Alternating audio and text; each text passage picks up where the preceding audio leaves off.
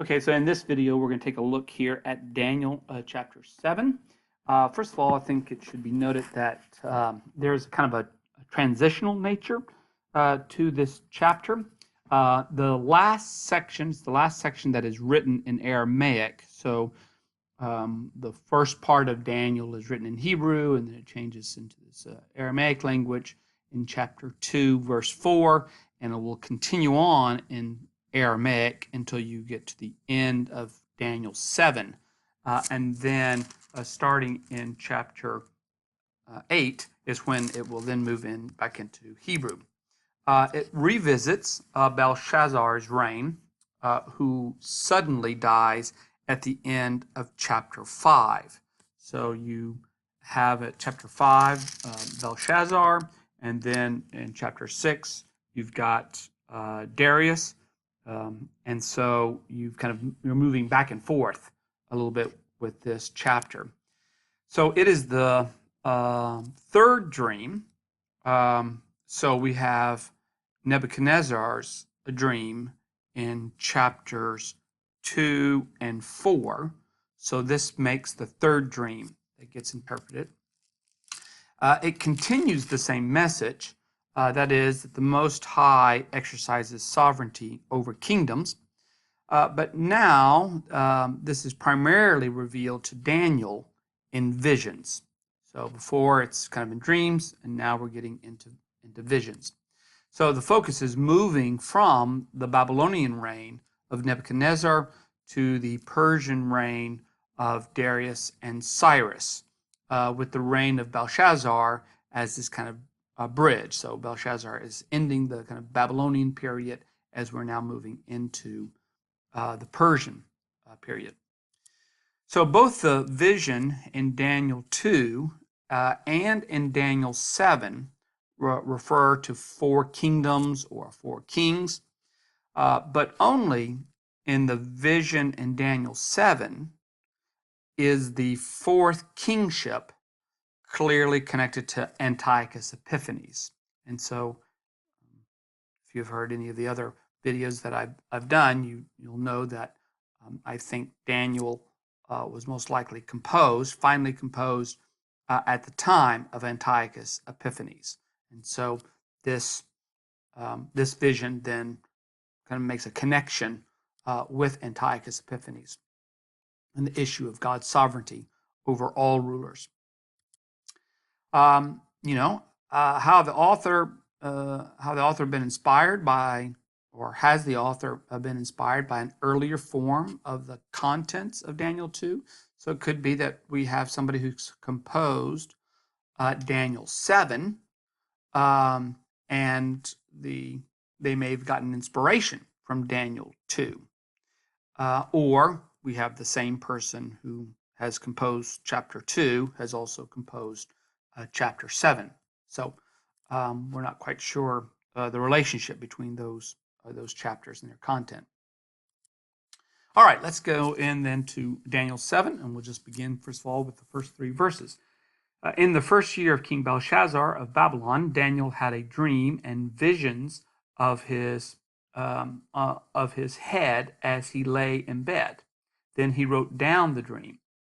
I, Daniel, saw in my vision by night the 4 winds of heaven stirring up the great sea, and 4 great beasts came up out of the sea, different from one another. I'm just going to stop there, first of all, with the beginning, with this idea of a turbulent great sea.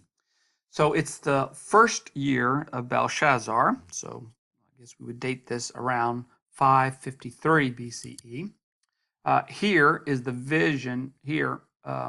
Is not intended for the rulers, but it is for Daniel. So in other times we've had rulers with dreams, or a ruler who sees something, and then Daniel interprets for them. But this time it is private to Daniel. It's a vision for him.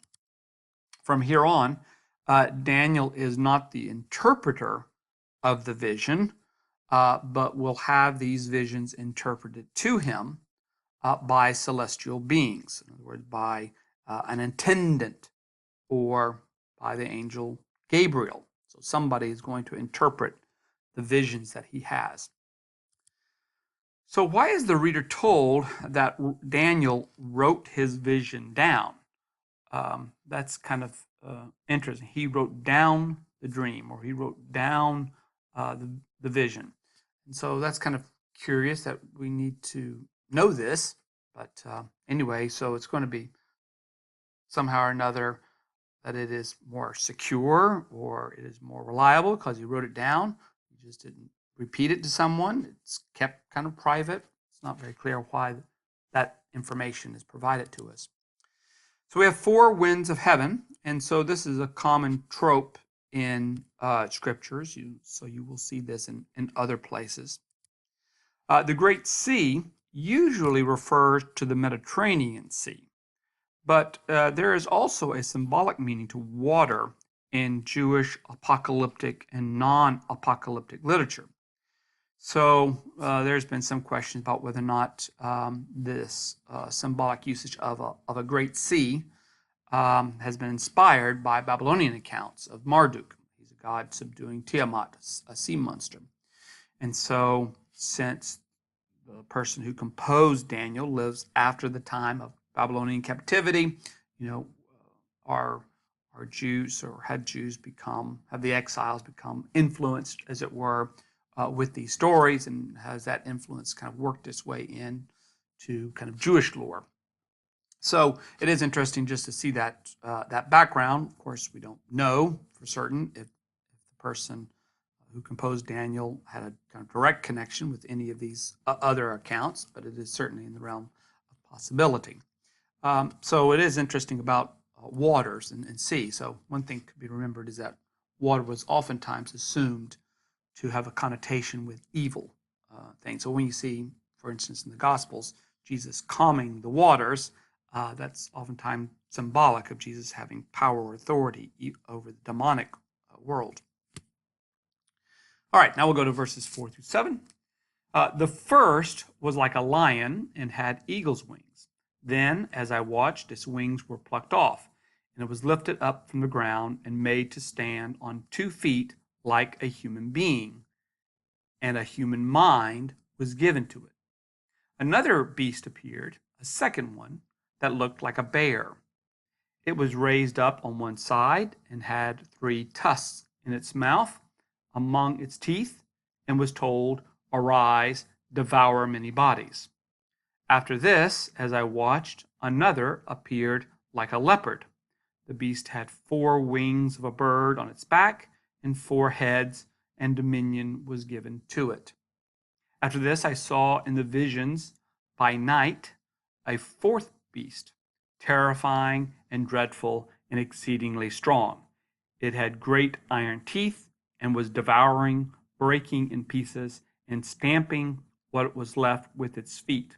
It was different from all the beasts that preceded it, and it had 10 horns. So the number 4, again, is probably symbolic of totality. Their hybridity of these beasts is probably indicative of uncleanness, at least in the eyes of Jews. So animals that seem to be a hybrid, seem to be a mixture of 2 different kinds of animals, or seen oftentimes as unclean. So for instance, what's clean to eat out of the sea are fish, things that have gills and fins. But things that have legs that live in the water, well, that's considered unclean. That's kind of strange. Okay, so legs, creatures with legs are supposed to be on the ground, not in the water. And yet you may have things that live in water or associated with water and have legs. So there's something about hybridity that may be indicative of uncleanness. And so here these animals seem to have parts of different animals. So a bear with tusks, or a lion with wings. So it's mixed. A winged lion-like creature, like those that are imaged actually in Babylon from archaeological evidence that we have, being defeathered. So we have the wings were plucked off. So in other words, its power or strength is removed. Interestingly, Nebuchadnezzar was given the mind of an animal, chapter 4:16, but here an animal is given the mind of a human. So it has some kind of recollection back to Nebuchadnezzar. So the winged lion. Now we also have a kind of a deformed bear. It's not really quite sure these ideas of 3 tusks in it. It's like a creature with 3 ribs, maybe, or 3 tusks, and it's told to devour many bodies. So it's an unusual looking bear. So we're not sure if this creature is symbolizing the Medes' destruction of 3 rulers and peoples. This is something that Siao in his commentary on Daniel suggests. So that's a possibility for the number 3 here, is symbolic of something. Then we have a winged leopard like creature, and again it has 4 heads. So we're not sure if this is kind of recalling maybe Ezekiel's creatures. So in other words, Daniel written at a time after Ezekiel, and picking up that idea of a leopard-like creature with 4 heads. But Ezekiel's creatures are 4 faces and 4 wings. So again, are the numbering here symbolic of something particular. It is a 4th beast, terrifying and strong, and so we see this leopard. The beast had 4 wings, birds on its back, 4 heads. Dominion was given over it. So that's before we get to our 4th beast. So the 4th great beast. The 4th beast then is terrifying. It's dreadful, exceedingly strong. So it's not like a beast. It is a beast. So the other one was like something. But this one is a beast. Its destructive nature is emphasized by its iron teeth and its foot stamping action. So it's not acting under the control of heaven. So I'll just go ahead and read this. I was considering the horns when another horn appeared, a little horn coming up among them to make room for it. 3 of the earlier horns were plucked up by the roots. There were eyes like human eyes in this horn, and a mouth speaking arrogantly. So horns are often symbolic of authority or kingship. So the fact that we have this emphasis on horns may be emphasizing once again some kind of king. 10 horns, 10 kings possibly. But then we have a little horn. So why the number 10? The exact number of the Seleucid rulers, or is it merely, once again, symbolic, because the number 10 can be a symbolic number of kind of completeness. A little horn probably is a derisive remark against Antiochus Epiphanes. So Antiochus Epiphanes is, who's kind of manifest. He's supposed to be this kind of God manifested. Antiochus is supposed to be an exalted ruler. He's supposed to sees himself or acts in ways in which he is someone significant or big, and here probably calling him or referring to him or symbolizing him as a little horn is to degrade him, to make fun of him. So what is being referenced then by 3 earlier horns being plucked up by its roots? That's really interesting. 3 of the earlier horns were plucked up by its roots. So what's going on with that? Maybe the author is kind of aware of how Antiochus Epiphanes comes to rule. And so he rules after Seleucus IV and Demetrius, and even the infant Antiochus, who is supposed to reign. So, in other words, Antiochus Epiphanes is going to be like a usurper of the throne. He's going to take advantage of it. And so maybe the three earlier horns are a slight reference to those political forerunners of Antiochus Epiphanes, or those that were supposed to reign but did not. All right, so now we'll go to verses 9 through 12. As I watched, thrones were set in place, and an ancient one took his throne. His clothing was white as snow, and the hair of his head like pure wool. His throne was fiery flames, and its wheels were burning fire. A stream of fire issued and flowed out from his presence. 1,000 thousands served him, and 10,000 times 10,000s stood attending him. The court sat in judgment, and the books were opened. I watched then because of the noise of the arrogant words that the horn was speaking. And as I watched, the beast was put to death, and its body destroyed and given over to be burned with fire. As for the rest of the beast, their dominion was taken away, but their lives were prolonged for a season and a time. As I watched in the night visions, I saw one like a human being coming with the clouds of heaven. And he came to the Ancient One and was presented before him. So I'll stop there because that really gets into verse 13. So when describing heaven's scene, verses 9 and 10, and then verses 13 and 14, the author reverts to poetry. So a heavenly courtroom scene is then a feature here in the Old Testament. We see it in Genesis, kind of at the beginning of Genesis. Let us make man in our own image. We see it with Job. So here we have thrones that are set in place, and we've got an ancient one on his throne. And so you wonder, there are these other thrones that are about. And so not only do we see a heavenly courtroom scene in the Old Testament, but we also have it in Canaanite mythology. The thousands in attendance may be there as support for those who on earth resist evil. So these are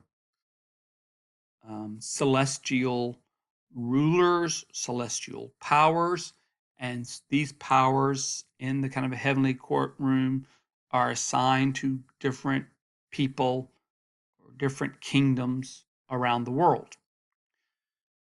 So God is most likely the one here as the Ancient One.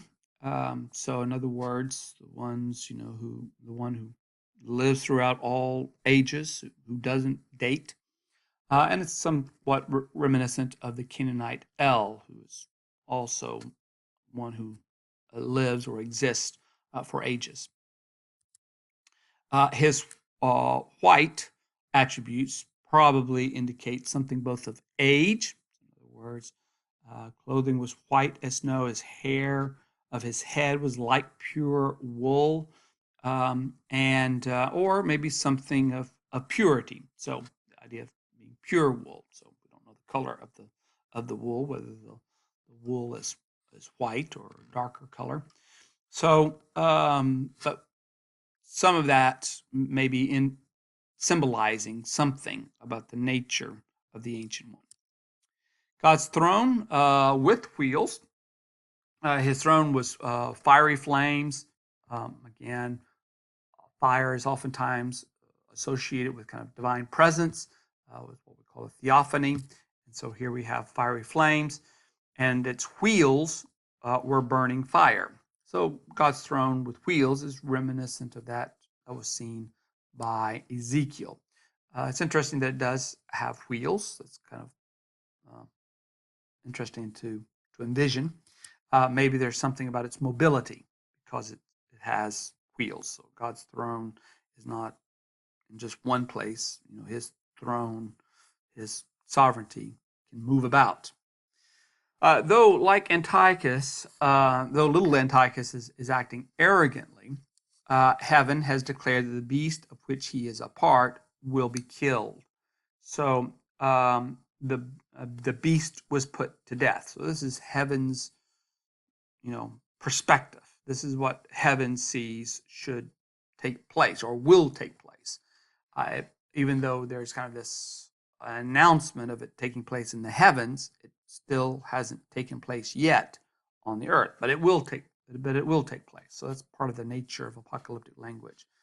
These visions in heavens are about things that will take place, and people, on earth have to kind of wait to see those things occur.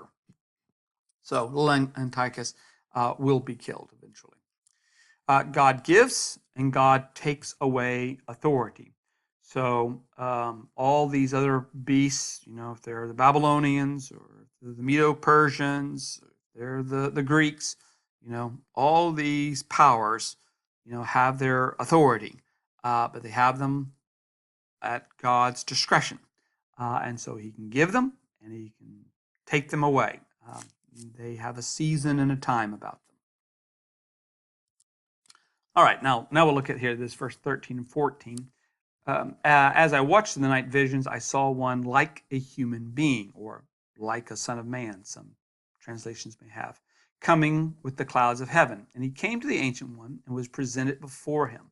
To him was given dominion and glory and kingship, that all peoples, nations, and languages should serve him. His dominion is an everlasting dominion that shall not pass away, and his kingship is one that shall never be destroyed. They're very, very important passages of Scripture, especially for Christian interpretation. The one like a son of man comes riding a cloud to the Ancient of Days. So again, this is a trope found elsewhere of deity coming to the earth in the Old Testament. So this idea of clouds, riding on clouds. Ciel notes that the Canaanite storm god Baal was also a rider on the clouds. Kind of interesting, curiously enough, seeing here this one like again a son of man. So is this one like a son of man messianic in some way? We certainly seem to see some kind of thought about it being messianic. If you were to look at Mark's gospel, and in Mark chapter 13 and in verse 26, we have what some scholars refer to as the little apocalypse of Mark. And we have this teaching of Jesus. They will see the Son of Man coming in clouds with great power and glory. So someone kind of coming. But in Daniel, the Son of Man doesn't come to earth. The Son of Man, one like a Son of Man, is coming to the Ancient One. The clouds are bringing this one like a Son of Man to the Ancient One. Now, and he's going to be presented the dominion, the glory, the kingship. But in teaching in Mark, this Son of Man is coming, one like a Son of Man is coming to the earth. So in other places in the Old Testament, Son of Man can refer to a human being. So Adam can be a son of man, and Son of Man can just be a way of talking about humans. There's the psalm that says, "What is man that thou art mindful of him? The Son of Man that thou would consider him." So that's Hebrew parallelism, and so Son of Man and man are standing in parallel with each other. So sometimes a Jew can use the phrase "Son of Man" to talk about humanity in general. So is that possible that it's here? That here is talking about human beings. So this time it's not a beast. It's not something hybrid. It's not something distorted or deformed. Something that's like a human being who is now coming, as it were, to stand before God and receive a kingdom. But he's like a son of man. See, so we don't know if it is a son of man. So this figure's glory and kingship will not pass away, nor will it be destroyed. So the other ones, previous ones, were temporary, but this one will not be. So it's going to last. And all peoples, nations, and languages are going to serve this Son of Man. So one of the things it may be that, at least for Daniel, the author of Daniel, and for his audience, it could be very well that the Son of Man is seen as a symbol for God's people collectively, and that God's people are going to receive a kingdom. They're going to become a power, as it were, and instead of they serving others, others are going to end up serving them. They will be a great kingdom. God will do this for them. All right, so then there's a prelude to the vision's interpretation in verses 15 through 22. So let's look at this. As for me, Daniel, my spirit was troubled within me, and the visions of my head terrified me. I approached one of the attendants to ask him the truth concerning all this. So he said that he would disclose to me the interpretation of the matter. As for these four great beasts, 4 kings shall arise out of the earth, but the holy ones of the Most High shall receive the kingdom and possess the kingdom forever and ever. Then I desired to know the truth concerning the 4th beast, which was different from all the rest, exceedingly terrifying, with its teeth of iron and claws of bronze, and which devour and broke in pieces and stamped what was left with its feet. And concerning the 10 horns that were on its head, and concerning the other horn which came up, and to make room for which 3 of them fell out, the horn that had eyes and a mouth that spoke arrogantly, and that seemed greater than the others. As I looked, this horn made war with the holy ones, and was prevailing over them, until the Ancient One came. Then judgment was given for the holy ones of the Most High, and the time arrived when the holy ones gained possession of the kingdom. So you kind of notice there the repetition here of the holy ones, plural. So the Son of Man is standing really for the holy ones. They are the ones who receive the kingdom. So although there is a positive ending to this vision, Daniel is nevertheless troubled and terrified by what he saw. The attendant, in verse 16, one of the celestial beings in God's heavenly court, then provides the interpretation of Daniel's vision. The 4 beasts that arise out of the sea are 4 kingdoms that arise out of the earth. But the holy ones, the Most High, are the ones who are going to end up reigning forever. So why was claws of bronze indicated? Verse 19, again, maybe showing something of its destructive power. The focus here on the claws and choosing a material that might represent some kind of strength or grandeur. The little horn makes war with the holy ones and was prevailing over them. And again, in previous videos, I've talked about the composition of Daniel, most likely at the time that Antiochus is making war against Jews and prohibiting them from practicing their religion, and he takes over their temple. And so this composition could reflect what the author and his audience might be seeing happening with Antiochus in their day. But the Ancient One came, and so it's interesting that the Ancient One now comes. So before we had the one like a Son of Man who comes to the Ancient One. Now the Ancient One is coming. Remember, he has a throne with wheels on it. And he came, and the holy ones gained possessions of the kingdom. So in other words, this kind of arrival of the Ancient One, the coming of the Lord. So is this part of the vision fulfilled with the success of the Maccabeans? or was the author expecting an even greater victory? I don't believe that the author of Daniel composed this after the Maccabees gain some religious independence from Antiochus Epiphanes. I don't think this language of receiving the kingdom is indicating what the Maccabees achieved, because their establishment of a kingdom was quite limited. They still were a part of Antiochus' empire. They had to pay tribute. They had to send money still to Antiochus, but Antiochus basically let them alone and allowed them to continue on their ancestral practices. They had their temple back. They could, observe the Sabbath. They could do other things. So I don't really think that this author is describing the Maccabean victories with this language. I think he's seeing something greater and larger in the future. All right, so we'll now look at verses 23 through 26.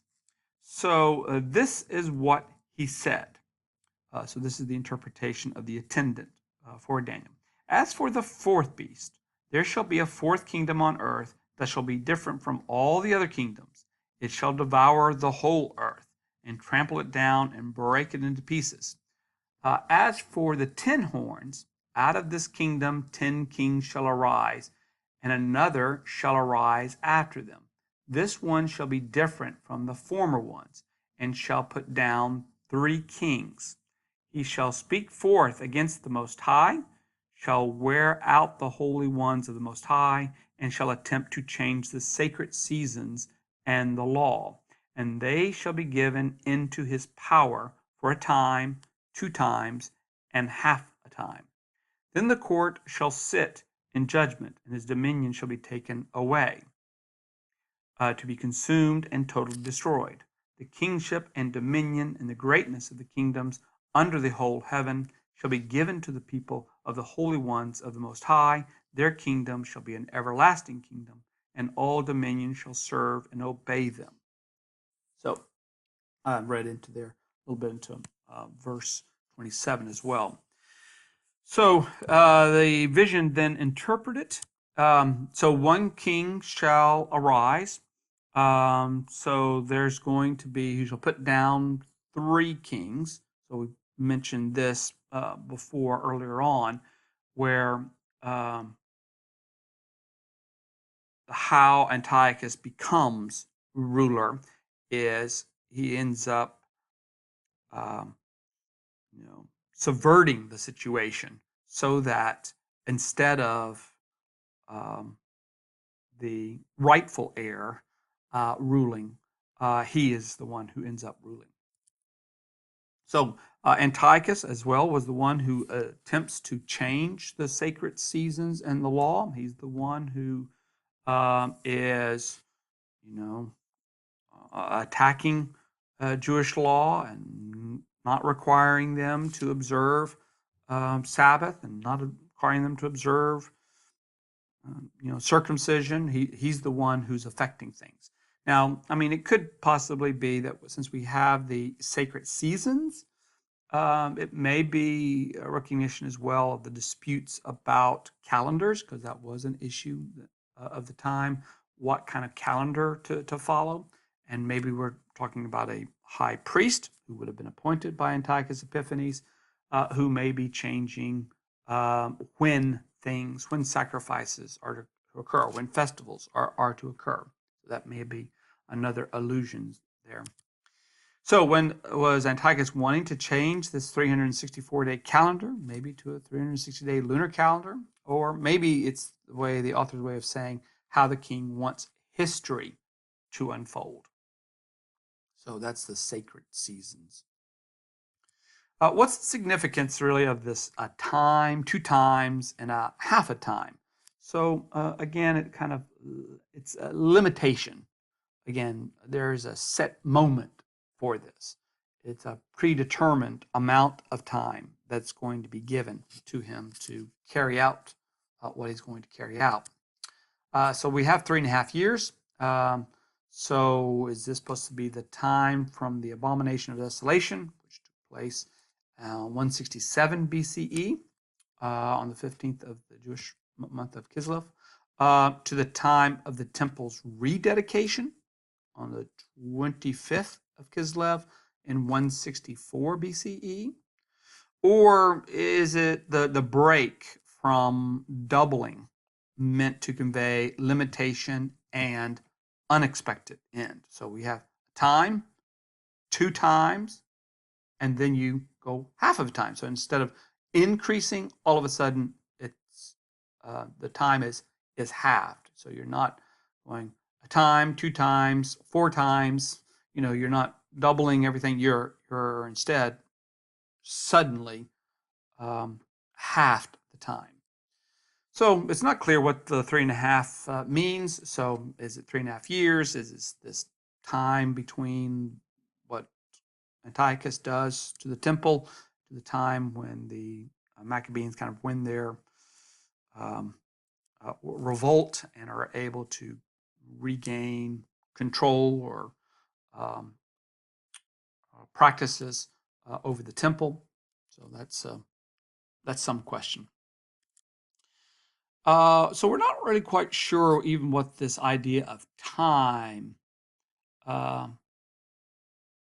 Dane means. We're not sure. Dane is it talking about a year, or is it talking about a longer period of time? So it's a little bit obscure, the Hebrew word here for this, or I should say the Aramaic a word that's being used here. All right, we'll end now with 27, 28. I've already read 27, so I'll just read verse 28. Here the account ends. As for me, Daniel, my thoughts greatly terrified me, and my face turned pale, but I kept the matter in my mind. So the greatness of the kingdoms, note the plural, will be given to the people of the holy ones of the Most High. All dominions shall serve them. So, is this expecting, does this have a vision that Israel will somehow or another rule the world, since all the other peoples and nations are going to serve them? The inclusio of Daniel's terror ends the event. So it kind of has a section in verse 15 where he's troubled. And here we have him greatly terrified. So he's troubled in verse 15 and he's terrified now in verse 28. And so this, it kind of bookends the material. So the vision then leaves Daniel uncertain about aspects of it, specifically the extent and the scale of the suffering.